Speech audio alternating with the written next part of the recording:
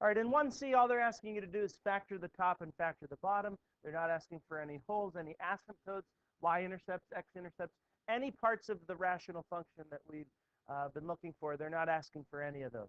All you're doing is rewriting it in factored form. Let's talk about the numerator first.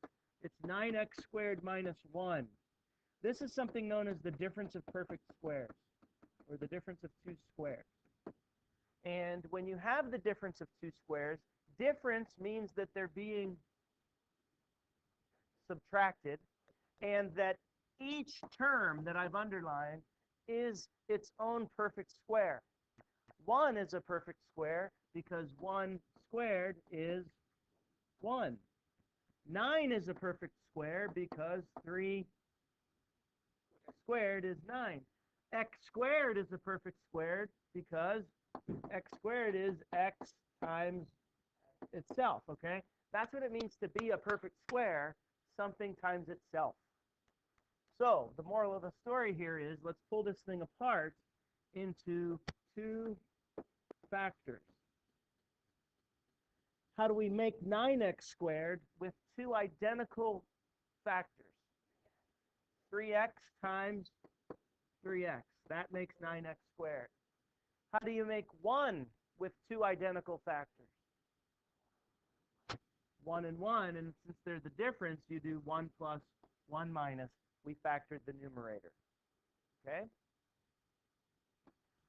On the bottom, we have the denominator, and it's made up of 2x cubed minus x squared minus 3x. And the very first thing that you want to look at when you go to factor something is you want to look at all the terms that are involved in it. 2x cubed, x squared, 3x. And you want to see if they have a factor in common. Like, is there a number that goes into all of them nicely other than 1? 1's kind of a loser, all right? You don't want to factor out a 1 because it doesn't do anything.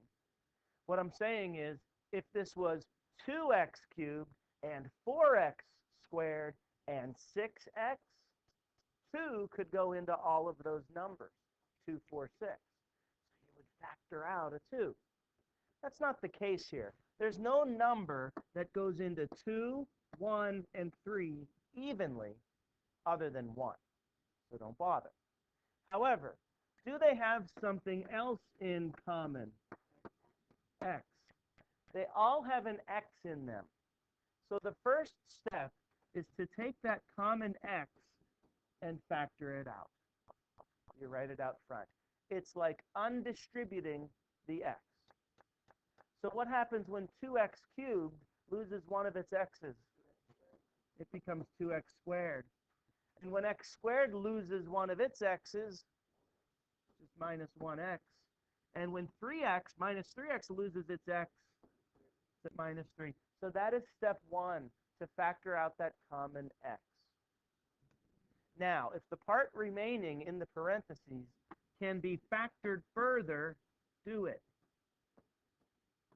Are there factors of 2x squared that I could pull apart? 2x times 1x. That makes the 2x squared. Okay? That makes the 2x squared. 2x times x. Now, you're hoping that factors of 3 on the back end will somehow balance out with the factors on the front end to make me have a negative 1x in the middle. So we need to think of ways to make that minus 3, where when we do this and that, we end up with a minus 1x. Does that work? 6x minus 1x is not negative x. Reverse them. Negative 3x plus 2x is negative 1x. We did it. It took a little bit of trial and error, known as school, like education, like trying and stuff. It took a little bit of thought, right? Not that much, a little bit, where you had to try a couple different things until you found the right combination. And the right combination is 2x minus 3 times x plus 1. So That's how the bottom factors.